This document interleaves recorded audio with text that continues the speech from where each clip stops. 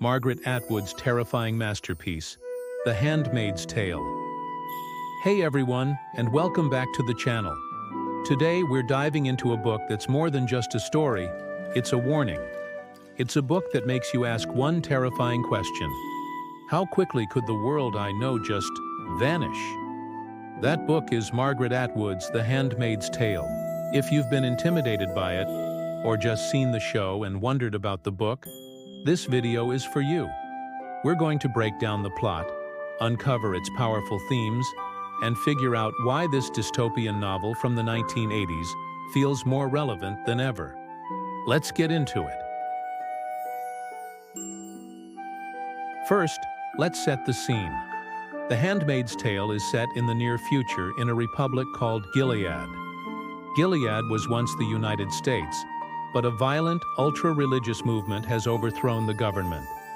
In this new society, fertility is everything. Due to pollution and disease, birth rates have plummeted. The few women who can still have children are rounded up, and that's where our narrator comes in. Her name is Offred, which literally means of Fred. She is the property of a commander named Fred. Her job, her only purpose, is to bear a child for the commander and his wife, Serena Joy. The entire ritual is cold, bureaucratic, and utterly dehumanizing. The story is Offred's internal monologue, her memories of the time before, her terrifying present, and her small, dangerous acts of rebellion to hold on to her sense of self. It's not a story about a giant, explosive revolution. It's a story about surviving in a world designed to crush your spirit. So what is this book really about? On the surface, it's about control, but Atwood digs so much deeper. Bodily autonomy and reproductive rights. This is the big one. Gilead reduces women to their biological functions. Their value is solely based on their ability to reproduce. It's a chilling exploration of what happens when a society polices women's bodies. Gilead knows that to control people, you must first control their language. Women aren't allowed to read. Their names are erased and replaced. Offred's act of telling her story, even just in her own head, is an act of defiance. She is taking back her narrative. This isn't a simple story of evil men versus good women. Atwood shows how women like Serena Joy enforce the system that also oppresses them.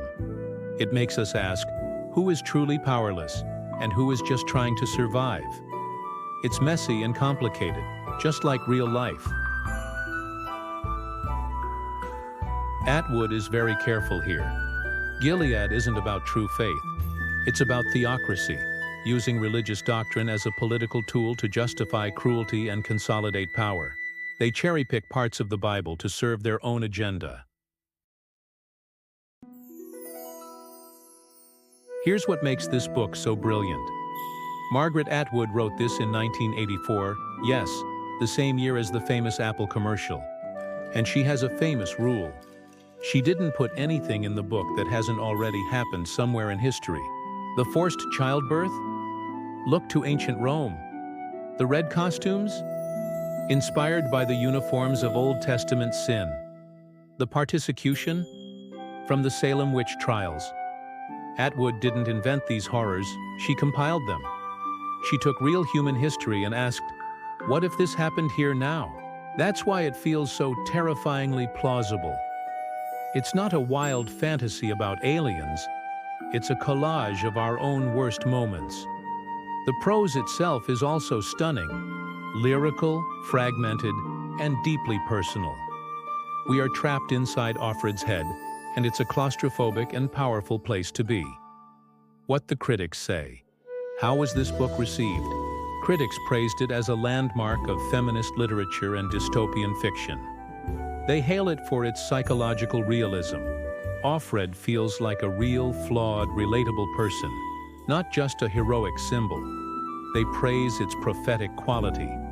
Decades later, phrases like "Nolit te bastards carborundorum," "Don't let the bastards grind you down," have become slogans for modern resistance movements. It won the first ever Arthur C. Clarke Award for Science Fiction and was a finalist for the Booker Prize. It's a literary novel that genre fiction fans love, and a genre novel that the literary establishment had to respect. It broke down walls. In short, critics love it because it's intellectually rigorous, emotionally devastating, and artistically perfect. Why you should read it. If all this sounds heavy, well, it is. But it's not without hope. The hope in The Handmaid's Tale isn't in a big battle.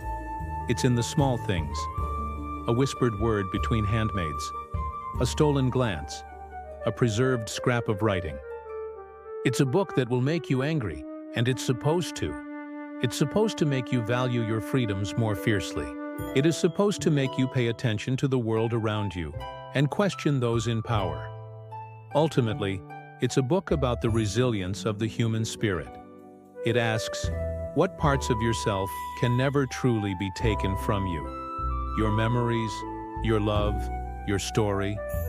So that's Margaret Atwood's The Handmaid's Tale, a terrifying, beautiful, and essential read.